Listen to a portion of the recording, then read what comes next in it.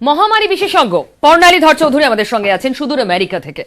পর্ণালী, আমেরিকায় বসে ভারতের এই কোভিডের দ্বিতীয় ঢেউ যে পরিকল্পনায় বাস্তবায়ন করা হচ্ছে, কোভিড ম্যানেজমেন্ট এই সেকেন্ড ওয়েভে আপনি কিভাবে দেখছেন? একদম রাইট ট্র্যাকে আছে? হ্যাঁ, এটার উত্তর দিতে গেলে তো মানে গ্লোবাল কনটেক্সট একটা আছে, একটা ওয়েস্ট বেঙ্গল কনটেক্সট আছে, আর ইন্ডিয়ান কনটেক্সট আছে। একটু আগে যেটা দিয়ে নরেন্দ্র মোদী কথা দিয়ে শুরু হলো, সেখানে না গিয়ে আমি যেটা বলতে পারি যে এখন ম্যানেজমেন্ট যেটা ওয়েস্ট বেঙ্গলের যে চিত্রটা না একেবারেই ট্র্যাকে নেই ইন আ ওয়ে। কেন বলছি আমি কথাটা, সেটা আমি একটু এভাবে বলতে চাই যে দেখ, মানুষ এখন একটা ভয় মিশ্রিত অসহায়তার মধ্যে আছে, তাই তো? People are irritated, frustrated, scared, feared, tired and helpless. এবং কেন না, সেটার কারণ হচ্ছে যে ভ্যাকসিনের প্রথম ডোজ পেয়েছেন পশ্চিমবঙ্গে কতজন? প্রায় 88 লাখ লোক। আমি একটু পরিসংখ্যানটা ছোট করে বলবো, ইন্ডিয়াতে পেয়েছে 14 কোটি লোক, তাই তো? এবং দ্বিতীয় ডোজ পেয়েছে সারা ভারতবর্ষে 4 কোটি, আর পশ্চিমবঙ্গে হচ্ছে 36 লাখ। তাহলে এই 88 লাখ মাইনাস 36 লাখ, 52 লাখ লোক পশ্চিমবঙ্গে অসহায় সেকেন্ড ডোজ পাওয়ার জন্য। আর সেই 52 লোক কিন্তু আবার ওই 10 কোটি, এই 14 মাইনাস 4, হ্যাঁ 10 কোটির মধ্যেও আছেন। তো এই যে লোক, এই একটা বিরাট জনগোষ্ঠী হন্যে হয়ে ভ্যাকসিন খুঁজে বেড়াচ্ছেন। তাতে কি হচ্ছে যে তারা ভ্যাকসিন না খুঁজে উপায় নেই, কারণ আমরাই বারবার বলেছি অ্যাজ এ সায়েন্টিস্ট যে ভ্যাকসিন নিতে হবে, ভ্যাকসিন নিতে হবে। প্রিন্ট মিডিয়া, নিউজ চ্যানেল সবাই বলেছে, অডিও ভিজুয়াল চ্যানেল, যে ভ্যাকসিন নেবেন। এক্ষুনি বোধহয় নরেন্দ্র মোদীর কথাও তাই ছিল যে ভ্যাকসিন নেবেন সবাই। তো সেটা বলার পরে স্বাভাবিক মানুষ সেটা নিতে চাইছে, হন্যে হয়ে না খুঁজে উপায় নেই। সেক্ষেত্রে কি হচ্ছে, খুঁজতে গিয়ে না পেয়ে বারবার গিয়ে সংক্রামিত হতে হচ্ছে, সেটা না হয়ে উপায় নেই। এবং হলে পরে কি হচ্ছে, বেড নেই হসপিটালে, অক্সিজেন নেই, কনসেন্ট্রেটর নেই, কালোবাজারি চলছে, মেডিসিন নেই, সব পুরো একটা সার্কুলার চিত্র। ম্যানেজমেন্ট করতে গেলে তাকে বুঝতে হবে চিত্রটা কি আছে আমার। তো সেখানে কি হচ্ছে না, ভ্যাকসিন না থাকার জন্য পুরো ব্যাপারটা এরকম একটা জায়গায় দাঁড়িয়ে আছে। তাহলে এখন দরকার কি, ভ্যাকসিন। এবং এই ভ্যাকসিন শুধুমাত্র দেখুন, কোভিশিল্ড আর কোভ্যাক্সিন উৎপাদন ক্ষমতা আমরা এখন জেনে গেছি, এক্ষুনি একটা দেওয়া হলো লিস্ট। কিন্তু এরা কিন্তু কেউ এক্সেপ্ট স্পুটনিক ভি, কেউ কিন্তু এখনো অ্যাপিল করেনি ইন্ডিয়ান গভর্নমেন্টের কাছে, বা এরা কেউ অ্যাপ্লাইও করেনি যে এরা দেবে। আমি কালকেই দেখেছি। তো এখন আমাদের ভরসা কি আছে? ভরসা আছে কোভিশিল্ড, ভরসা আছে কোভ্যাক্সিন, এবং তার সঙ্গে স্পুটনিক ভি। স্পুটনিক ভিতে একমাত্র ইন্ডিয়ার সঙ্গে সব থেকে বেশি বোধহয় চুক্তি হয়েছে, আজ থেকে দেওয়া শুরু হয়েছে, এবং সেটা দেওয়াও শুরু হয়ে গেছে, which is a good news। এবং ওটার এফিকেসিও ভালো, 92%, খুব ভালো কথা। হঠাৎ করে, এবারে আমি ওইদিকে যাচ্ছি না, কিন্তু এটা বোধহয় বলা দরকার আছে যে হঠাৎ করে একটা সংশয়ময় নিউজ যে 12 থেকে 16 সপ্তাহ, এটা নিয়ে যদি আলোচনা হয় আমি বলতে চাই, কারণ এটা সত্যি পিপল পাজলড হয়ে গেছে। যে বললাম না যে একটা ভয় মিশ্রিত অসহায়তা, এখানে একটা সংশয় কাজ করছে, পাজলনেস কাজ করছে। এই ইনফরমেশন গুলো কিন্তু না বুঝে মানুষকে দিলে মানুষ সত্যি অসহায় হবে। প্লাস একটা খুঁটি রয়েছে আতঙ্কের, তাই তো? যে খুঁটিটার উচ্চতা প্রতিদিন বাড়ছে, কারণ প্রতিদিন তারা দেখছে যে নতুন করে সংক্রমণ বাড়ছে, নাম্বারটা বাড়ছে, 100-র নিচে কমছে না ডেথ রেট। তার সঙ্গে পরিবার, এখানে কি কোথাও আপনার মনে হচ্ছে, মানে ধরুন ভ্যাকসিনটা রিয়েল ক্রাইসিস দেশ জুড়ে, কিন্তু কোথাও কি মনে হচ্ছে যে প্রশাসনের যে ভূমিকাটা, যে পরিকল্পনাটা, যেভাবে এগোনোর একটা রোড ম্যাপ থাকা উচিত ছিল, সেটার ঘাটতি রয়েছে? যার অবস্থা অবশ্যই, হ্যাঁ, রোড ম্যাপ, মানে সেটা রাজ্য এবং দেশ উভয় ক্ষেত্রেই। রাজ্য এবং দেশ, দেখুন আমি এখানে বসে কতটা মানে অ্যাজ এ ইন পার্সন তো বলতে পারবো না, কিন্তু যতটা আমরা তথ্য পাই সেই ভিত্তিতে বলছি।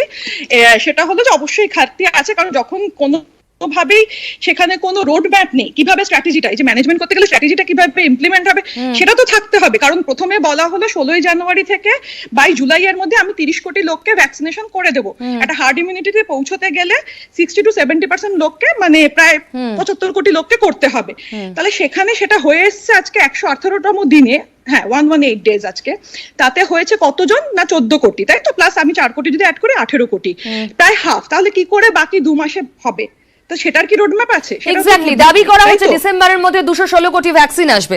এক্স্যাক্টলি, পর্ণালী কিছু প্রশ্ন তুলছেন, খুব সঙ্গত প্রশ্ন।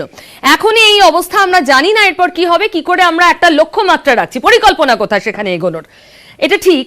আবার চিন্তা আরো বাড়িয়ে দিচ্ছে হুও, বিশ্ব স্বাস্থ্য সংস্থা কি বলেছে আজ জানেন? এই যে নতুন যে স্ট্রেন, এই দ্বিতীয় ওয়েভে বিশেষ করে আমাদের দেশে যেটা এসেছে, সেটায় এই টিকার কার্যকারিতা কম দেখা যাচ্ছে। তাহলে তো মুশকিল, আমাদের টিকা নিয়ে আদৌ কোনো কাজ হবে? এই প্রশ্ন তো খুব স্বাভাবিক। দেখব। করোনা রুখতে সেরা অস্ত্র টিকা। টিকাকরণে যখন জোর দিচ্ছেন প্রধানমন্ত্রী, তখন হুয়ের দাবি ঘিরে সেই টিকাকরণই প্রশ্নের মুখে।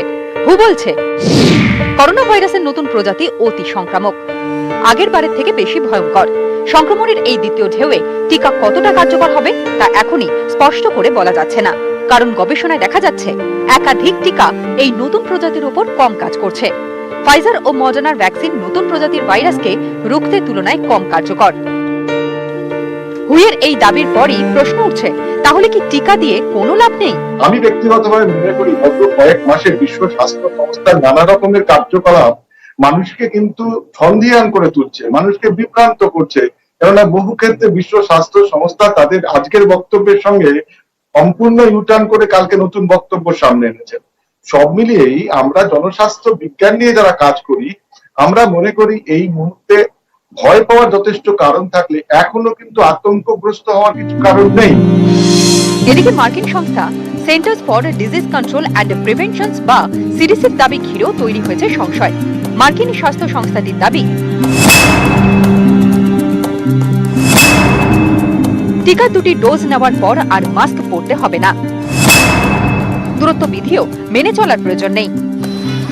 কিন্তু বহু বিশেষজ্ঞ, এমনকি ভারতের প্রধানমন্ত্রীও তো অন্য কথা বলছেন। टीका लगाने के बाद भी मास्क और 2 गज की दूरी के मंत्र को अभी हमें छोड़ना नहीं है। এখানেই আমজনতা ধন্ধে। ওরা শিক্ষিত, ওদের ইমিউনিটি বেশি, পুষ্টি ভালো, প্রচুর মানুষ ভ্যাকসিনেশন হয়ে গেছে, সেই অবস্থায় ওনাদের এই বিলাসিতা সাজে। কিন্তু আমাদের মতন গরিব দেশে শুধু তো আর কোভিড নয়, আমাদের পরিবেশ দূষণ, আমাদের বায়ু দূষণ, আমাদের যাবতীয় দূষণ থেকে বাঁচার জন্য এই মুহূর্তে ভারতবর্ষে কিন্তু মাস্কের কোনো বিকল্প নেই। আমাদের এখন মাস্কে ভরসা করতে হবে।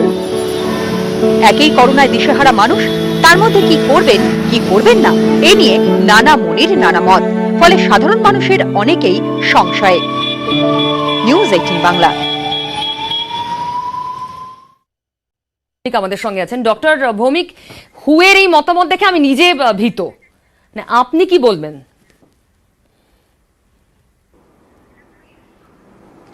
দেখুন, আমি বলবো যে WHO-র রোলটা এই 2 বছর ধরে কিন্তু প্রচুর প্রশ্নের মধ্যে আছে। 2-3টে উদাহরণ দিতে চাইব। হাইড্রক্সিক্লোরোকুইন নিয়ে যখন একটা দেশের প্রেসিডেন্ট তিনি বলছিলেন যে এটা কাজ করছে, তখন WHO কিন্তু বললেন যে সেটা কাজ করে না, তারপরে আবার ঘুরে দাঁড়ালো যে সেটা কাজ করে। রেমডেসিভির যেই ইনজেকশনটা আজকে মডারেট টু সিভিয়ার ইনফেকশনে কাজ করছে এবং প্রাণ বাঁচাচ্ছে, সেই রেমডেসিভিরকে কিন্তু WHO বলে দিল যে সেটা কাজ করে না এবং তাকে কোনোভাবেই ইউজ করা উচিত না। তো আমার এটা পার্সোনাল ধারণা যে WHO-র রোলটা এই কোভিড ম্যানেজমেন্ট ওভারঅলেও কিন্তু একটা বড় প্রশ্ন উঠে যাচ্ছে। মাস্কের ইউজটা নিয়ে যদি বলি, প্রথমেই কিন্তু WHO বলেছিল যে মাস্ক ইউজ করার দরকার নেই ওপেন স্পেসে। তারা কিন্তু আবারই 2-3 মাস পরে বললেন যে মাস্ক ইউজ করতে হবে। তো যেই আজকে স্টেটমেন্টটা এসছে যে এই টিকাগুলো কাজ করছে না, সেখানে আমার মনে হয় না যে তথ্য ছাড়া এই জিনিসগুলোকে আমাদের সিরিয়াসলি নেওয়া উচিত। কোভ্যাক্সিন আমাদের টিকা যেভাবে আমরা নিতে চাইছি, যে প্রোগ্রামিং চলছে সেটা কন্টিনিউ করা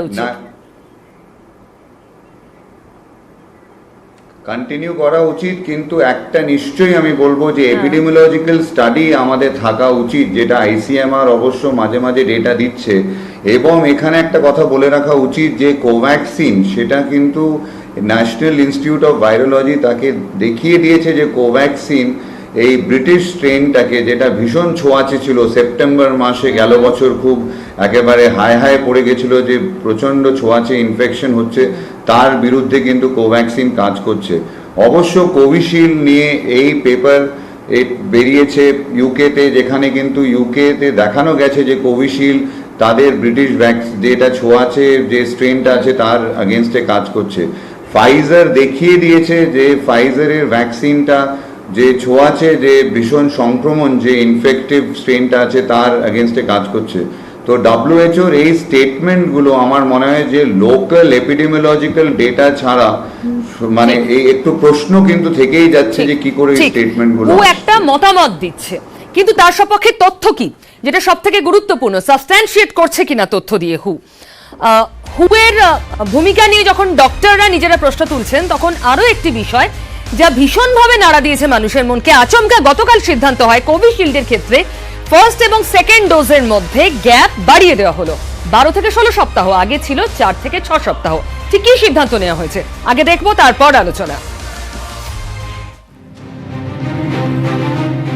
কোভিশিল্ডের 2 ডোজের মধ্যে সময়ের ব্যবধান বেড়েছে। কোভিশিল্ড টিকা নিলে 12 থেকে 16 সপ্তাহ পর দ্বিতীয় ডোজ। বৃহস্পতিবার এই সিদ্ধান্ত জানিয়েছে কেন্দ্র। তাহলে কি শুক্রবার যাদের দ্বিতীয় ডোজ পাওয়ার কথা তারা কি পাবেন না? এই বিভ্রান্তি নিয়ে সকাল থেকে টিকার লাইনে অপেক্ষা বাড়ে।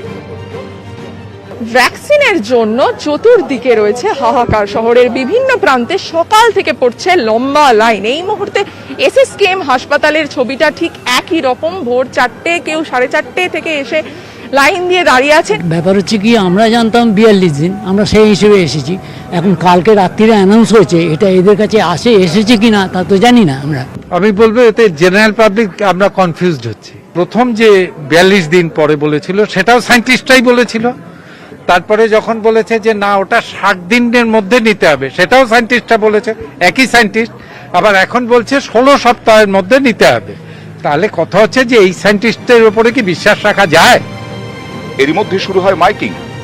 যাদের 6 সপ্তাহ অন্তত পেরিয়ে গেছে, 42 দিন অন্তত পেরিয়ে গেছে, তাদেরকে আমরা দেব। কারণ আজকে অবধি, সকাল অবধি পোর্টালে আমরা দিতে পারবো, পোর্টালে রেজিস্ট্রেশন করাতে পারবো। কালকের পর থেকে কিন্তু সেটা আর সম্ভব হবে না। সুতরাং আপনারা যদি আজকে কেউ নিতে চান, এই তথ্যগুলো সব জানার পরে আমরা তাদেরকে দেব। কিন্তু আমরা আবার বলবো যে আপনারা একটু ভাবনা চিন্তা করবেন যে সরকার যে সিদ্ধান্তটা নিয়েছে এটা সায়েন্টিফিক সিদ্ধান্ত, এটা সবার ভালোর জন্য, সেইটা ভেবে আপনারা কিছু ভ্যাকসিনটা নেবেন। একই ছবি হাজরার আরবান প্রাইমারি হেলথ কেয়ার ইউনিটের। কোভিশিল্ডের দ্বিতীয় ডোজ নিয়ে এখানেও বিভ্রান্তি।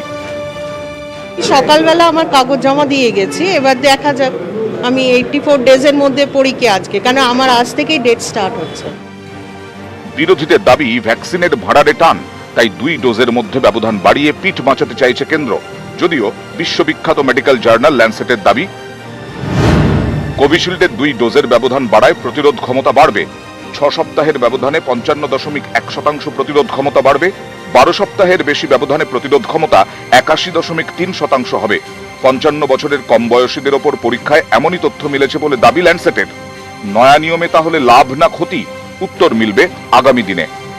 ক্যামেরায় সঞ্জয় মণ্ডলের সঙ্গে প্রচেতা পাঁজা, নিউজ 18 বাংলা। আমি পর্ণালীর কাছে আসবো। পর্ণালী, এটা তো সত্যি বিভ্রান্তিকর। তাহলে আগেরটা ভুল ছিল না এটা ভুল? কোনোটাই ভুল নয়। সেই অর্থে বলতে গেলে আমি বলতে চাই যে এক্ষুনি ল্যান্সেটের কথা যেটা বলা হলো, যেটা মার্চ 6 বেরিয়েছিল, সেটা কিন্তু অ্যাস্ট্রাজেনেকার ক্ষেত্রে, তাই তো? যদিও টেকনোলজিটা অ্যাডিনোভাইরাসের, কোভিশিল্ডের ডেটা স্পেসিফিক্যালি নেই, কিন্তু একটা বৈজ্ঞানিক ভিত্তি আছে। এখানে আমি কেন বললাম যে দুটোই ঠিক, কারণ প্রথম যখন একটা ভ্যাকসিন ট্রায়াল করা হয়, ক্লিনিক্যাল ট্রায়াল, তখন একটা কন্ট্রোলড এনভায়রনমেন্টে সেফটি এবং এফিকাসি মাথায় রেখে করা হয়। তখন দেখা হয় যেহেতু বাইরে একটা প্যান্ডেমিক ক্রাইসিস, তাহলে মিনিমাম কত ব্যবধান রাখতে হবে যাতে আমি সেকেন্ড ডোজটা তাড়াতাড়ি অ্যাডমিনিস্টার করে হার্ড ইমিউনিটিতে পৌঁছে যেতে পারি, সংক্রমণ কমাতে পারি। সেই হিসেবে সায়েন্টিস্টরা সেভাবে বলেছেন এবং সেটাই করা হয়েছে। Pfizer, Moderna, Johnson and Johnson, যা আমাদের এখানে আছে বা ইউরোপেও, অ্যাস্ট্রাজেনেকাও তাই করেছে।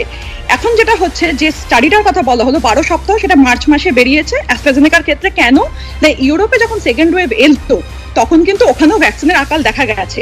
রিসেন্টলি কিন্তু স্পেন 16 সপ্তাহ করেছে। কেন করেছে না, এখন সায়েন্টিস্টরা দেখছে যে যেখানে ভ্যাকসিনের সাপ্লাই কম, কোন একটা পার্টিকুলার ভ্যাকসিন, তাহলে একটা কম স্টাডি হচ্ছে ইউনিভার্সিটি অফ অক্সফোর্ডে যে দুটো মিক্স করা যায় কিনা, তাহলে সেটা সেফটি এফিকাসি কিরকম থাকছে। স্পেন ওটা জানিয়ে করেছে যে আমরা এটা করছি কারণ আমাদের অ্যাস্ট্রাজেনেকা কম আছে, আমরা ফাইজার পাচ্ছি, দেখছি কি করা যায়। এখানে কিন্তু কিছু বলা হয়নি, কারণ কোভিশিল্ডের কোনো স্পেসিফিক ডেটাও নেই যে 12 থেকে 16 সপ্তাহে কি খারাপটা হতে পারে। খারাপ কি হতে পারে জানেন? সেটা হচ্ছে যে হার্ড ইমিউনিটিটা পিছিয়ে যাবে, প্রথম কথা। তার ফলে কি হবে যে একটা সংক্রমণ বাড়বে, কারণ মানুষ ভ্যাকসিন খুঁজতে যাচ্ছে, অ্যাজ আই সেড। তার সঙ্গে লকডাউনের একটা সম্পর্ক আছে এবং কালোবাজারির সম্পর্ক আছে। এই সমস্ত জিনিসগুলো উঠে আসছে। কারণটা যদি দেখাতে হয় তাহলে তার একটা বৈজ্ঞানিক, আমি খুব স্পষ্ট করে পর্ণালী বুঝতে চাইছি, ধরুন পিছিয়ে দেওয়ার কারণ কি খুব সায়েন্টিফিক কারণ, যে প্রতিরোধ, ল্যান্ডসেটের দাবি অনুযায়ী যে প্রতিরোধ ক্ষমতা বাড়বে তাই আমরা পিছিয়ে দিলাম, নাকি সত্যি এত আকাল কোভিশিল্ডের যে এটা না করার উপায় ছিল না? হ্যাঁ, আকাল একটা আছে, না হলে পেছনো হতো না। কারণ সায়েন্স যখন বলে তখন বেস্ট পসিবল অপশনটা বলে। অলদো সেখানে বলা হয়েছে আকাল না থাকলেও কি সিদ্ধান্তে যাওয়া হতো আমরা জানি না, তার উত্তর তো প্রশাসনই দিতে পারে। হতো না। রাইট, হতো না। তার মানে টাকা না একটা থাকলে যোগানের কখনোই অভাব, বেতন তা হতো না। ম্যানেজ করার পদ্ধতি। ডক্টর ভৌমিক, অবশ্যই। আপনিও একমত?